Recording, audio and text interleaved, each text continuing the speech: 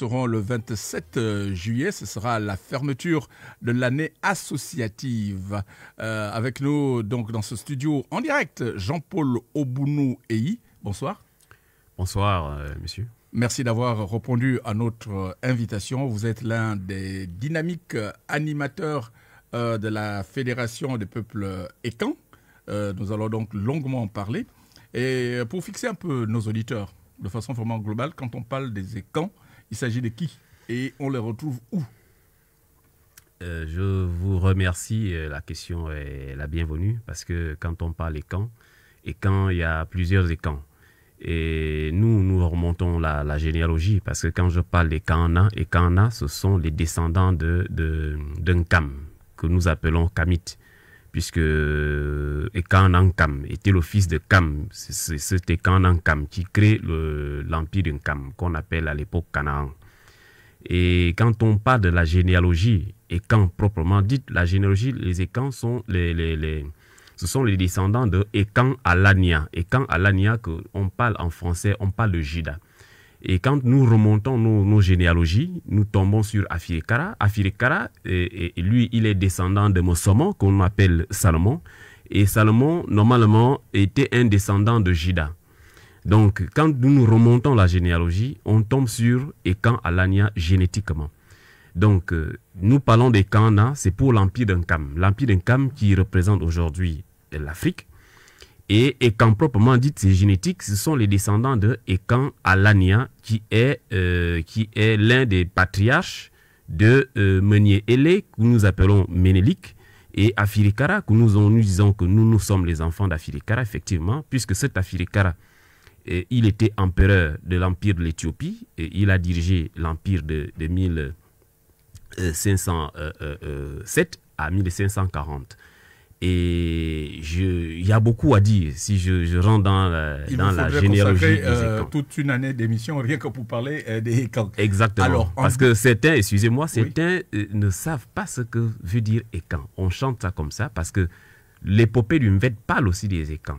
Quand l'épopée du Mvet parle des Ekan, parce qu'il y a les descendants de Karamebe. Karamebe, ce sont ceux qui sont sur le monde abstrait, le monde cosmique que nous ne voyons pas. Mais nous sommes les descendants de Zamayamebe. Zamayamebe, ce sont ce que nous pouvons toucher ici sur Terre. Effectivement. Donc, il faut savoir faire la différence entre les camps du Mvet et les camps proprement dits du monde des vivants. Alors, du monde des visibles. Voilà. En 2024, j'insiste là-dessus, où est-ce que l'on retrouve les Ekans? Les Ekans, proprement dit, on les retrouve au Gabon, au Cameroun, en Guinée équatoriale, en Éthiopie, même dans le Moyen-Orient. Puisque qu'est-ce qui vous dit que vous êtes Ekan, si ce n'est que votre généalogie? Il y en a beaucoup qui sont Ekan, mais qui ne le savent pas. Parce que, comme je vous ai dit, c'est génétique. Alors, on ne s'attribue pas d'être Ekan, parce qu'on a dit, bon, moi je parle la langue des Ekans, puisque les Ekans, ils ont plusieurs langues. Donc, ce n'est que la généalogie qui peut vous prouver que vous êtes Ekan. Alors, si je devais opter pour le couper cloué, si je disais que les Ekans, ce sont les fonds, je me trompe? Je dirais que oui, parce que le fond, c'est une appellation. C'est un sobriquet qu'on a attribué aux habitants de l'ancien royaume du Fan. L'ancien royaume du Fan se situait entre le Soudan du Nord et le Soudan du Sud. Et quand cela, parce que dans les Ekans, vous allez voir qu'il y a ceux qui reviennent du royaume du Sawa, le Sawa éthiopien, donc l'Amara. Donc, si vous dites, parce que c'est une erreur de l'administration coloniale, le fait de dire ce sont les Fans, vous allez voir même dans les premiers actes de naissance, on disait Ntumu, Fan. Les vrais Fans, ce sont les Mekè. Les Mekè de Nkomo. Parce qu'eux sont descendants de Mekè Fan, Malkea Cresto. Il était un guerrier qui a combattu l'Occident pendant qu'il voulait instaurer le catholicisme dans l'empire de l'Éthiopie. Mais nous, normalement, nous connaissions déjà la religion, mais le christianisme orthodoxe que nous appelons dans nos langues Mokora. Donc d'où vous avez la forme Melan. Ce sont les mêmes pratiques. Et eux, nous, ce qui se rapproche au niveau de la pratique de Melan, c'est le christianisme copte que nous appelons Koba. Le christianisme catholique vient du christianisme copte. Et l'Omelan, c'est la forme primitive de ce christianisme que nous appelons Mokora. Parce que nous avons le nom christianisme qui vient de Kora. Et nous, le sauveur, on l'appelle Unkwere. Est-ce que vous vous rendez compte que dans nos langues, nous avons ces noms? Mais comment les retrouver? Nous avons beaucoup à apprendre avec vous, Jean-Paul Obounou Eyi. Je rappelle que vous êtes en fait un ingénieur en génie civil de formation. Vous vous êtes mis à votre compte. Donc, tout au long du journal, nous allons revenir sur ce que vous aviez organisé au Musée national la semaine écoulée. Également, 2 ouvrages. Vous n'êtes pas venus les mains vides. Nous allons les présenter dans un instant. Et autre initiative à mettre en exergue, elle concerne le Songo, qui est un jeu... un pan culturel cérébral, oui, des peuples écans, qui est, s'il vous plaît, ça va vous faire très mal, qui est enseigné au lycée Blaise Pascal. Au lycée Blaise Pascal. Un lycée français. Voilà, mais pas dans un établissement gabonais. Gabonais, incroyable. Je crois qu'il y a beaucoup à dire là-dessus. On marque une courte pause. La radio africaine doit s'intéresser plus que jamais aux langues, à la culture continentale. Allons franco, le peuple écan gros plan à cette mi-journée avec Jean-Paul Obounou Eyi. Il est notamment l'auteur de 2 ouvrages. Nous allons vous les présenter dans un instant.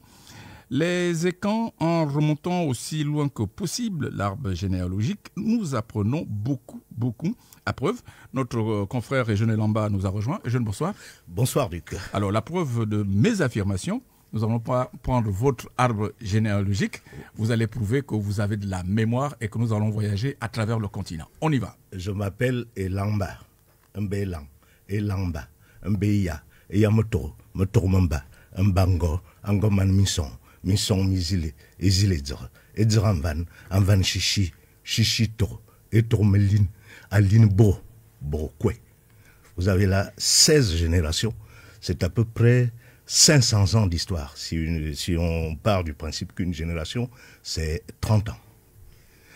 Et quand vous arrivez à la fin de cette généalogie, vous avez des noms qui viennent du Soudan.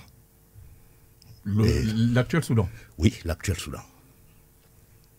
Question bête de ma part. Oui. Comment vous faites pour mémoriser ça?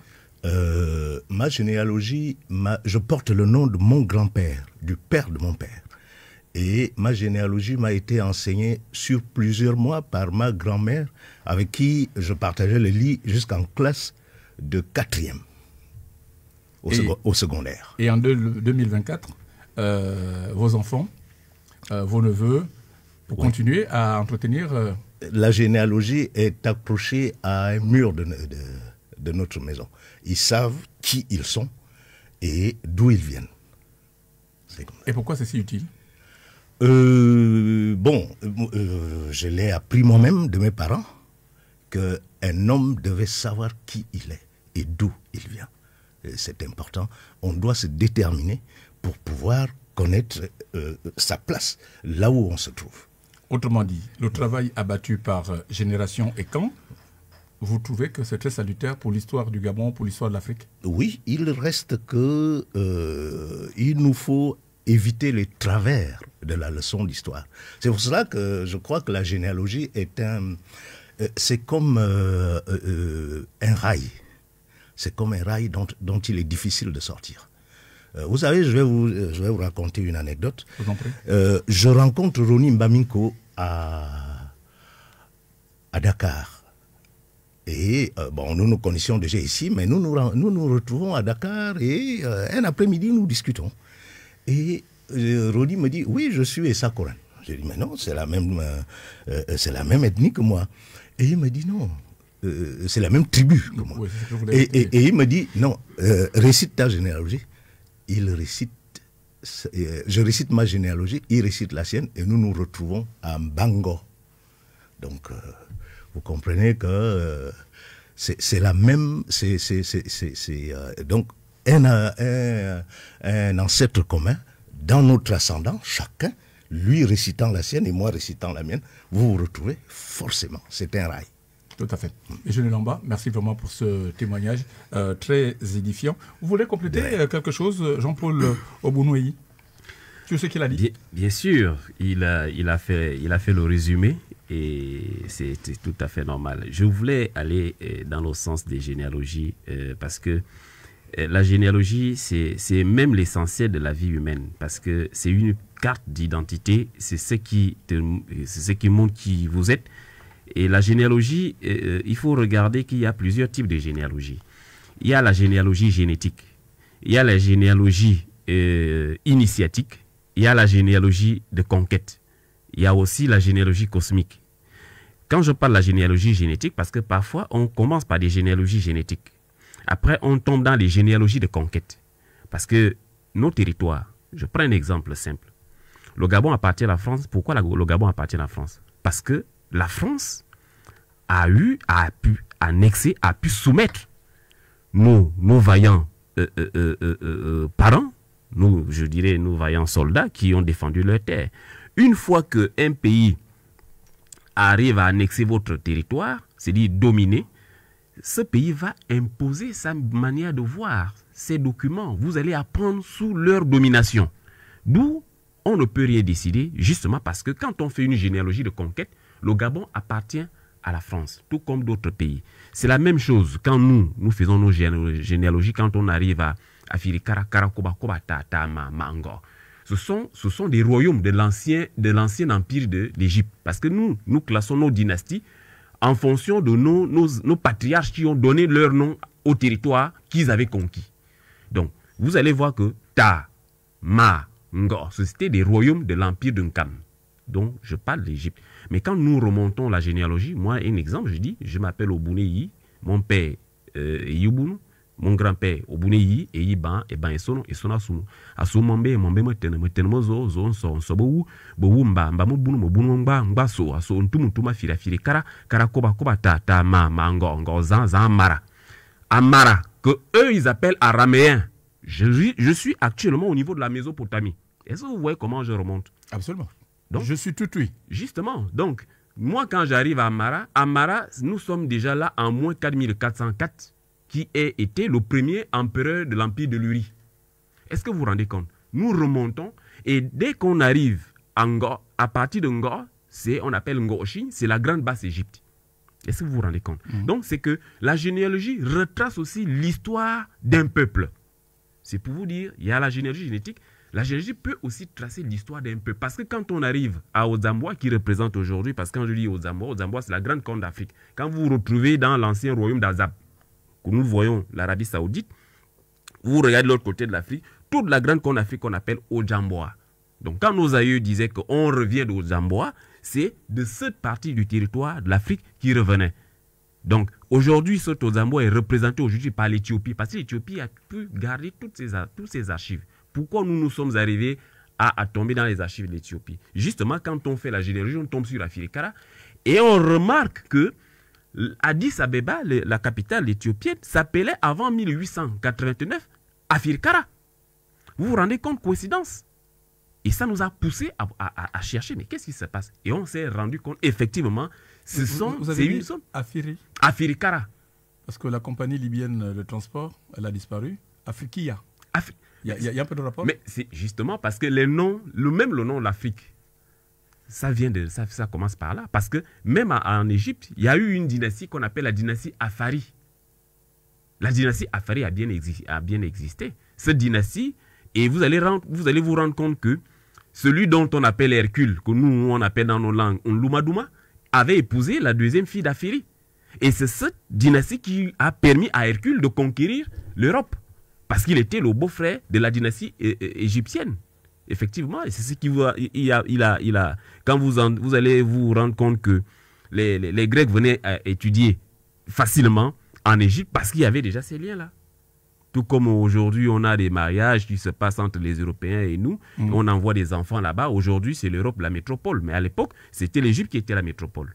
Jean-Paul, reprenez le souffle. Nous aurons encore besoin de vos éclairages. De la culture, parce qu'un pays, il n'y a pas que le football ou encore la politique. Nous nous tournons donc vers vous, Jean-Paul Obounoueyi, Génération Ekan, et vraiment sur le terrain.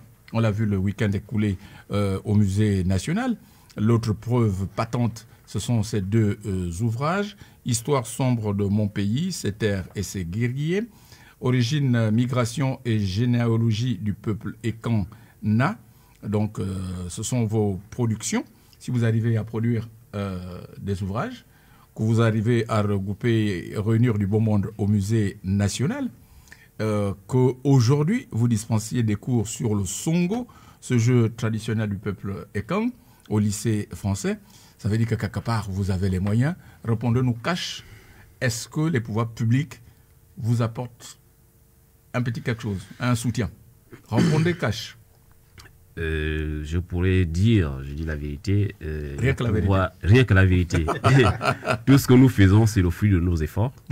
Les pouvoirs publics ne nous apportent presque pas grand-chose. Seulement quand on a des manifestations, on peut solliciter, par exemple, on va voir, on écrit au maire du 6e, du 5e arrondissement qu'on a besoin de l'espace. Surtout quand on organise des activités de fin d'année associative. On l'a toujours fait, ça fait 2 à 3 ans on le fait, avec la mairie du 5e arrondissement. Cette année, on compte faire ça à la mairie du 6e. On a adressé un courrier et dans quel sens ils peuvent nous aider. C'était pour avoir l'espace. Après le reste, nous, on va louer les tentes et tout, et voilà. Et ils vous ont déjà répondu, les autorités municipales? Pour l'instant, on est en bonne voie avec la mairie du 6e arrondissement. On est en bonne voie, et voilà. De façon globale, qu'est-ce qui vous a poussé? Racontez-nous un peu l'histoire du Songo qui est enseigné au lycée Blaise Pascal, lycée français. Il faut insister là-dessus. Oui. Pourquoi vous allez au lycée français alors que, mon Dieu, il y a une multitude d'établissements? Je cite le lycée Léon-Bas, je cite le lycée technique, etc. etc. Nelson Mandela. Voilà, Nelson Mandela. Déjà, il faut comprendre que Génération Ekang a déjà sorti 2 ouvrages sur le Songo. Donc, on peut, même ceux qui sont en Europe, parce que nos ouvrages sont sur le site Atramenta. Il y a des gens qui peuvent les payer en ligne. En Europe, vous pouvez en acheter. Si vous tournez, vous allez voir le prix en euros pour ceux qui veulent payer. Normalement, nous avions participé à plusieurs cérémonies au niveau qu'on appelle du musée national. On participe au Festival international du livre gabonais. Et pendant ces périodes, on amène les tabliers de Songo pour que les gens puissent s'amuser.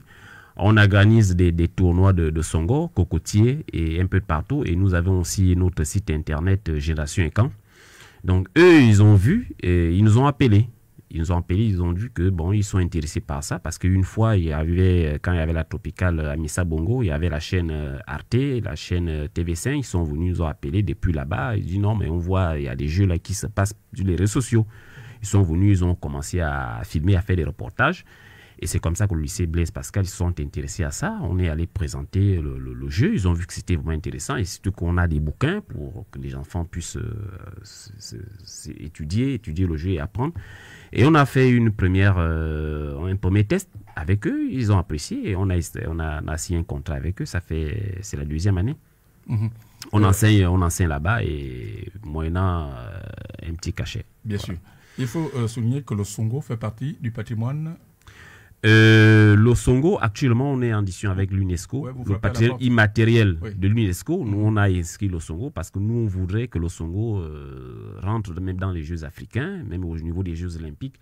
On est dessus. Je pense que c'est en bonne voie puisqu'avec l'UNESCO, on a déjà inscrit le Songo dans le patrimoine immatériel de l'UNESCO. Alors, je confesse, je n'étais pas au courant de l'existence de ces 2 ouvrages.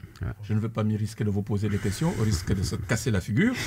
Juste une question de façon vraiment globale.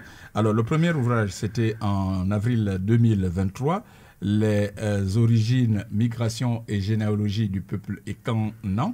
Et puis, avril 2024, histoire sombre de mon pays, ses terres et ses guerriers, pour caler un peu à l'actualité. L'histoire sombre de votre pays. Oui. Sombre, pourquoi? Je dis que l'histoire sombre de mon pays parce que ça renvoie à un passé douloureux. Un passé douloureux où nos aïeux, nos parents qui ont vécu bien avant nous ont subi des crimes, des atrocités. où les étrangers qui arrivent chez vous, ils vous interdisent des forêts, de fréquenter des forêts qui sont les vôtres. Ils vous demandent, ils vous interdisent de circuler à une certaine heure, ils vous imposent des taxes et vous ne pouvez pas vous défendre. Vous allez vous défendre et vous allez rentrer en conflit avec eux. Et si vous êtes plus fort, ils vont prendre la main-d'œuvre à l'extérieur. À un moment donné, vous pensez que c'est de la calmie, mais ils viennent avec des armes et tout, et ils vous mobilisent. Ils vous immobilisent et jusqu'à ce que vous allez vous soumettre. Donc, on ne peut pas dire que c'est quelque chose que c'était un bonheur. Ouais. Ça renvoie à un passé douloureux où les fils d'une nation ont été massacrés, ont été anéantis de leur propre gré, de leur propre force. Et voilà, il faudrait que chaque Gabonais puisse apprendre, parce que l'héroïsme, ça doit naître à partir de là. L'amour, le patriotisme, ça doit d'abord naître à partir de là. Nous devons connaître qui nous sommes. Nos aïeux étaient qui? Qu'est-ce qu'ils ont fait? À partir de là, cet esprit de patriotisme va naître en nous. Ce sont des ouvrages, normalement, qui devront être enseignés dans nos établissements pour que le jeune Gabonais doit savoir qui était-elle, qui était-elle, qui était-elle. Et c'est très important. Maurice, vous avez une question? Oui, alors justement, sur la couverture de l'ouvrage « Histoire sombre de mon pays », alors, il y a la photo du capitaine Charles Tchoréré, Wongo, Mavurulu, Yanga, et ainsi de suite. Et également la photo du général de brigade Brice Clotaire Oligingema. Pourquoi?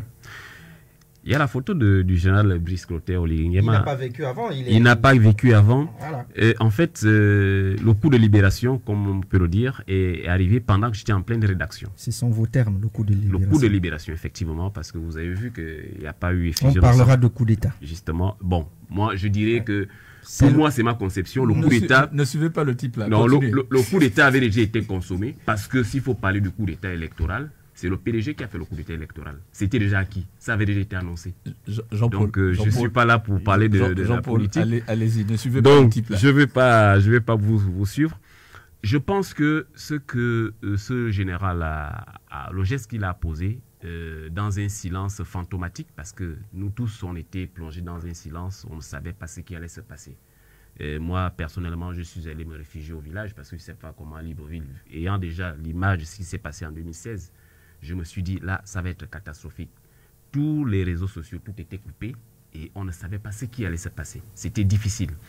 Et au moment où on annonce les résultats, à 3 h du matin, après un moment donné, c'était la calme. À un moment donné, on voit 10 minutes, 15 minutes plus tard, les militaires qui passent à l'action. Et c'était vraiment un geste salvateur parce qu'on ne pouvait pas s'en passer. On ne pouvait pas imaginer que ça pouvait se passer comme ça. Alors, dans un silence, on n'a pas senti que quelque chose de ce genre allait se passer. Très bien. Au nombre des actions du général Oligingema, l'une des plus récentes, c'était du côté de Njolé, dans le Moyen-Ogooué, Emmanuel Tele. Oui. Un des résistants de ce pays. Il va avoir les honneurs de la nation, tout comme déjà le capitaine Charles Tchoréré. Il n'est pas exclu que lors de l'étape de la Nyanga, là-bas aussi, il puisse rendre hommage à, comment il s'appelle encore, le héros du sud là, comment il s'appelle? Mbombe Nyangé. Nyondo Makit. Nyondo Makit. Voilà. Mavurulu. Voilà. Vous dites que c'est très bien. Pour reprendre Pierre Claver à Kenenge, il ne faut pas l'oublier. Justement, nous ne devons pas oublier ces héros-là, parce que sinon, si on les oublie, ce serait très dangereux pour notre pays. Parce que notre pays est en train de se métamorphoser, il y a des enfants qui imitent des héros d'autres pays, et alors que nous avions nos propres héros qui ont manifesté. Mais malheureusement, dans nos écoles, ils ne sont pas enseignés. Mais justement, c'est l'une des actions que nous avons posées le week-end passé avec l'ONG Ecan Industrie, où on a essayé de montrer ça, parce qu'il y avait un représentant du ministère de la Culture qui est venu, qui a représenté le ministère de la Culture pour initier ce genre de manifestation en mémoire des héros nationaux. Donc, je pense que le ministère de l'Autorité publique, ils ont pris conscience, parce que c'était la première fois qu'on a organisé un truc de ce genre. Et ils sont conscients, et nous on ne baisse pas les bras aussi, parce qu'on ne peut pas attendre tout de l'État. Il faudrait que nous-mêmes, les fils de ce pays, qu'on s'active à pousser, à mettre l'État dos au mur, excusez-moi de l'expression, pour qu'il se réveille, pour dire à un moment donné, ces gens, ils ont beaucoup fait pour nous et il faudrait que cet esprit renaisse parce que sinon, comment parler de patriotisme si déjà on n'arrive pas à vénérer ces héros? Ça doit commencer par là parce que même les enfants qui naissent doivent avoir cet esprit de patriotisme. À partir de là, vous allez voir que tout va marcher. C'est un peu ça. Parce que cet esprit doit habiter en nous. C'est comme vous, si on vous donne un nom, on vous dit plus tard, vous allez ressembler à votre homonyme. Parce que l'esprit est là. C'est un peu ça. Donc, ces héros doivent être enseignés dans nos écoles. Et en plus de ça, on doit les célébrer parce qu'on a demandé à ce qu'il y ait une journée nationale des héros gabonais. Et j'espère que les autorités publiques, ils sont au courant de ça et ils vont y réfléchir. Puisque le conseiller du ministre l'avait dit, il va rapporter tout au ministre et aux autorités. 27 juillet, fermeture de l'année associative en ce qui concerne Génération et Camp. Dans les grandes lignes, Jean-Paul Obono-Eyi, qu'est-ce que vous prévoyez? Déjà le 27, nous sommes en train de nous préparer pour cette journée.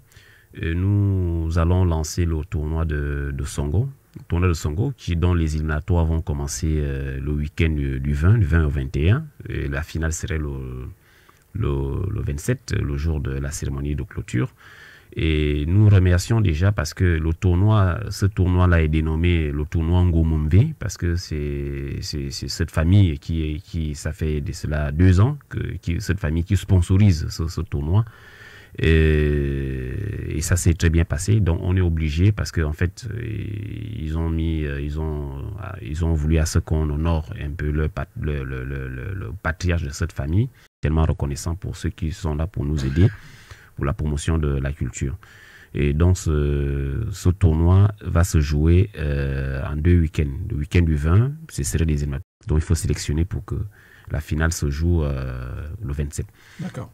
Il y a les conférences aussi, les conférences débats. On aura peut-être 3 ateliers, 2 à 3 ateliers.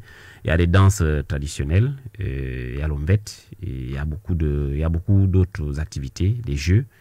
Et donc nous aurons une réunion ce week-end-là. On va essayer de finaliser tout ça, mettre des choses au point, essayer de faire de budgétiser, faire des petites cotisations. Alors, vous nous tenez au courant, naturellement, et nous allons vous suivre, puisque l'équipe La Mi-Journée a énormément apprécié votre sortie.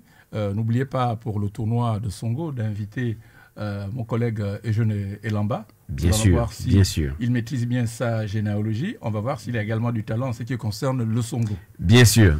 Allez, merci à vous, Jean-Paul Obono-Eyi. Je précise que pour les 2 ouvrages, nous allons d'abord les parcourir pour un entretien un peu fouillé. Pour vous informer, madame, monsieur, cet après-midi, notamment Eugène Elamba, au nom de toute l'équipe, merci et à demain.